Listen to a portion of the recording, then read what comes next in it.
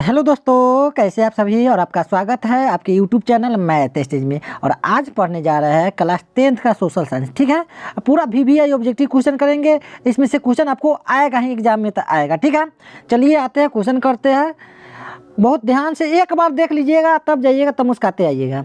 ठीक है, चलिए पूरा VVI क्वेश्चन है, देख लीजिए कि तिनकठिया प्रणाली किन पर लागू होती थी। ये तो सब बता देगा आपको, किसानों पर। ठीक है, किस पर? किसानों पर। बहुआ लेखा क्वेश्चन है। चलिए अगला देखिए कि जलियांवाला बाग हत्याकांड की जांच के लिए सरकार ने किस समिति का गठन किया। ठीक है, तो हंटर समिति का। किस समिति का? हंटर। ठीक है, चलिए अगला क्वेश्चन देखते हैं। बहुत प्यारा क्वेश्चन है, बहुत आसान क्वेश्चन है। चलिए ये तक बहुआ लेखा क्वेश्चन है, कोई भी बता देगा कि डॉक्टर राजेंद्र प्रसाद का जन्म कहाँ है, जन्म स्थान कहाँ है। ठीक है, तो बिहार में है।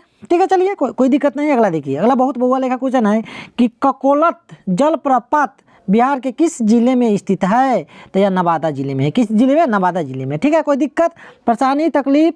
चलिए अगला क्वेश्चन देखिए कि किस देश की सीमा बिहार से जुड़ी है। तो ये तो बकलोलवा से लेकर बकलोलिया तक बता देखिए, नेपाल से। ठीक है, तो A4 एप्पल इसका आंसर हो जाएगा। चलिए अब आगे आते हैं। अगला क्वेश्चन देखिए कि गठबंधन की सरकार बनाने के लिए किस प्रकार की दलीय व्यवस्था की जरूरत है। तो ये आप बताइए, इसको बनाने के लिए बहुदलीय व्यवस्था की जरूरत है। ठीक है, तो सी इसका आंसर हो जाएगा। चलिए आगे आते हैं अगला क्वेश्चन। अगला क्वेश्चन है कि भारतीय जनता पार्टी के प्रथम अध्यक्ष कौन थे। तो अटल बिहारी वाजपेयी जी थे। ठीक है, इसमें कोई दिक्कत? अगला क्वेश्चन देखिए, बहुत प्यारा क्वेश्चन है, बहुत आसान है, आसानों का आसान। कि भारत में राष्ट्रीय आपातकाल की घोषणा कब हुई। तो 1975 में। आपातकाल की घोषणा कब हुई? तो 1975 में। कि संपूर्ण क्रांति का नेतृत्व किसने किया। तो किसने किया? जयप्रकाश नारायण ने। ठीक है, ये तो कोई बता देगा। चलिए बांग्लादेश कब स्वतंत्र हुआ। तो 1971 में। चलिए अब अगला क्वेश्चन पे आते हैं। क्वेश्चन यही है कि भारत में किस राज्य में सर्वप्रथम पंचायती राज की शुरुआत हुई। तो राजस्थान में। ठीक है, अगला देखिए कि निम्नलिखित में से कौन केंद्र शासित प्रदेश है। तो इसका आंसर हो जाएगा चंडीगढ़। ठीक है, इसमें कोई दिक्कत? चलिए कि संघ सरकार की उदाहरण है। संघ सरकार की उदाहरण किससे है? तो भारत से। Before ball. ठीक है, चलिए अगला देखिए, भारत का केंद्रीय बैंक कौन है। ये तो कोई भी बता देगा, रिजर्व बैंक ऑफ इंडिया। ठीक है, सी। चलिए आगे आते हैं कि कृषि उत्पादों के मानकीकरण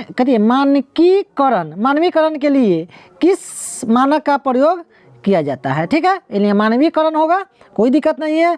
तो इसका जो आंसर हो जाएगा 1 मार्क के। ठीक है, कोई दिक्कत? चलिए अगला देखते हैं कि निम्न में से कौन प्राथमिक क्षेत्र से संबंधित है। तो यह कृषि क्षेत्र। ठीक है, प्राथमिक क्षेत्र किससे संबंधित है? कृषि क्षेत्र से। इसमें कोई दिक्कत?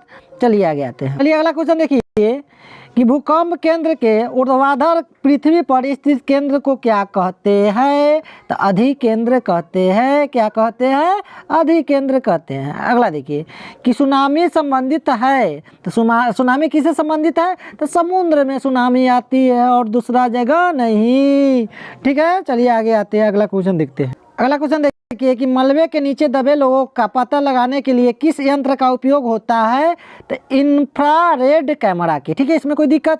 अगला देखिए, निम्नलिखित में कौन प्राकृतिक आपदा है। तो ये बकलोलो बता देगा, प्राकृतिक आपदा हो जाएगा भूकंप। ठीक है, इसमें कोई दिक्कत नहीं है। चलिए आगे बढ़ते हैं, अगला क्वेश्चन देखते हैं। चलिए देखिए, निम्न में कौन खरीफ की फसल है। तो खरीफ की फसल कौन है? धान है। ठीक है, इसमें कोई दिक्कत? चलिए ऑपरेशन फ्लड क्या है। तो ऑपरेशन जो फ्लड है डेयरी विकास है। ठीक है, कोई दिक्कत? चलिए अगला क्वेश्चन देखते हैं। बहुत आसान क्वेश्चन है कि रिजर्व बैंक ऑफ इंडिया की स्थापना कब हुई। तो 1935 ईस्वी में हुई। इसमें कोई कहने वाली बात नहीं है। अगला क्वेश्चन देखते हैं कि भारत में पहली सूती मिल कहाँ स्थापित की गई। तो भारत में पहली सूती मिल मुंबई। चलिए निम्नांकित में कौन संचार सेवाओं का अंग है। तो अंग इसमें सभी है। संचार मतलब बातचीत करने वाला, हेलो है करने वाला, क्या है? सब है, सबसे आप हेलो है कर सकते हैं, बातचीत कर सकते हैं। तो इसका आंसर हो जाएगा डी। ठीक है, कोई दिक्कत परेशानी? चलिए आगे आते हैं। देखिए कि मानवीय पूंजी निर्माण का मुख्य घटक क्या है, इसमें तीनों हो सकता है, स्वास्थ्य, आवास, शिक्षा एवं प्रशिक्षण, इनमें सब भी पर मार दीजिए। चलिए अगला देखिए कि वैश्वीकरण का क्या अर्थ होता है। तो वैश्वीकरण का जो अर्थ होता है विश्व अर्थव्यवस्था से समन्वय। ठीक है, इसमें कोई दिक्कत, परेशानी, तकलीफ। चलिए अगला क्वेश्चन देखिए कि अर्थव्यवस्था के किस क्षेत्र से हरित क्रांति संबंधित है। तो प्राथमिक क्षेत्र से। चलिए कोई दिक्कत नहीं। अगला देखिए कि निम्नलिखित में से कौन सा संस्थान भारत में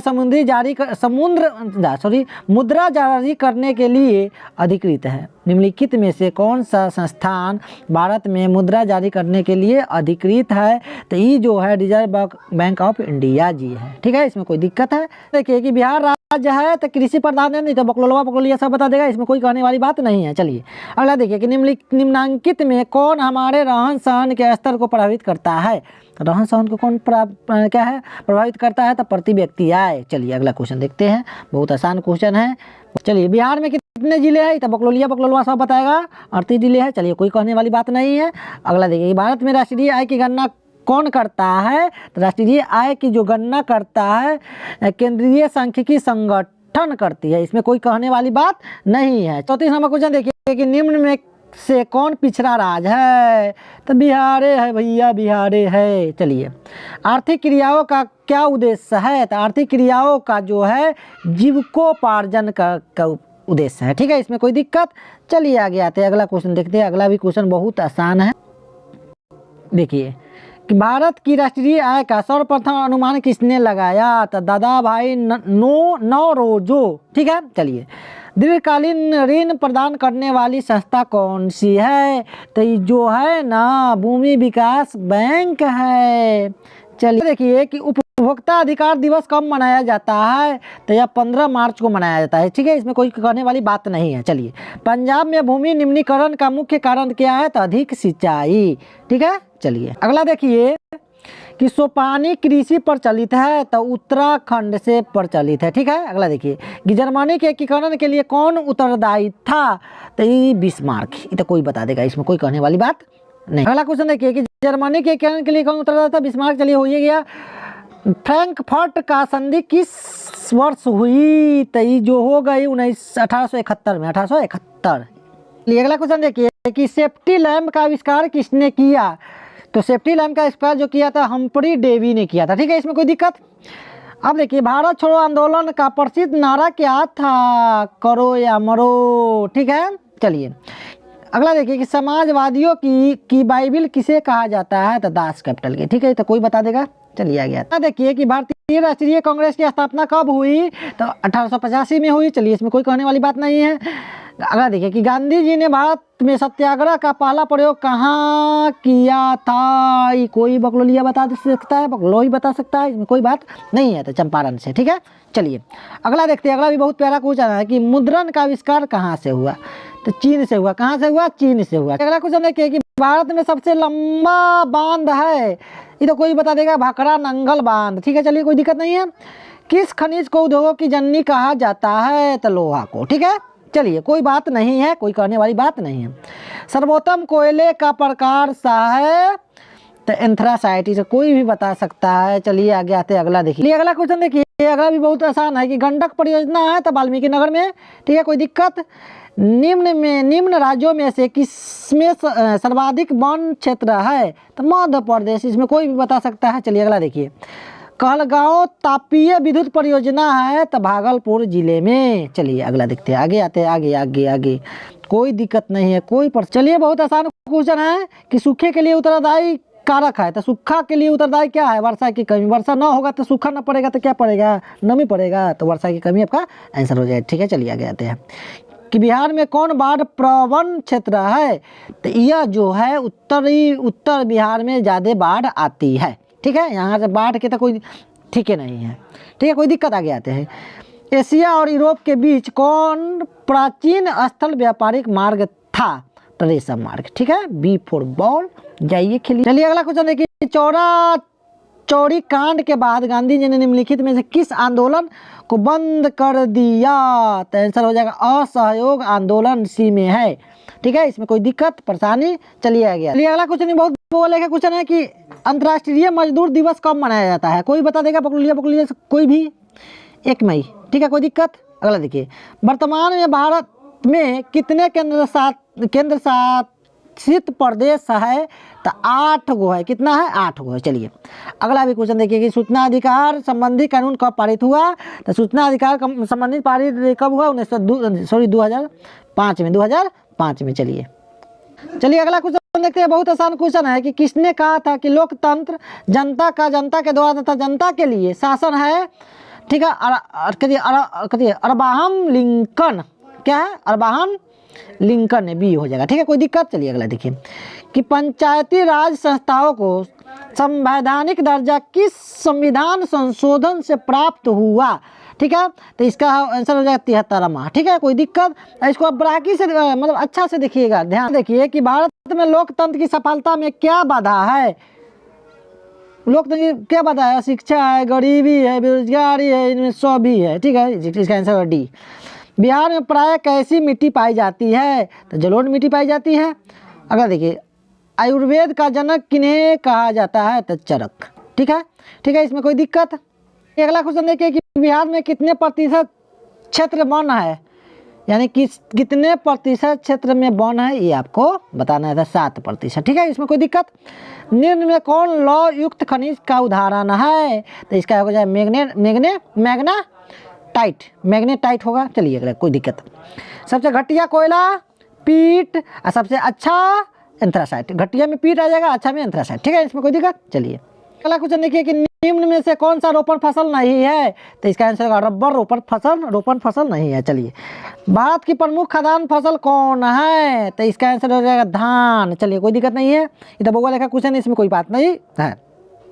भारत में कितना प्रतिशत कृषि क्षेत्र है? तो 60%। ये तो भौगोलिक का क्वेश्चन है, इसमें कोई बात नहीं है। चलिए आगे आते हैं। क्वेश्चन भौगोलिक है कि बिहार में रज्जू मार्ग कहाँ है? VVI क्वेश्चन है, राजगीर में है। देख लीजिए, याद कर लीजिए इसको। चलिए अगला क्वेश्चन देखिए कि सासाराम नगर का विकास कब हुआ था?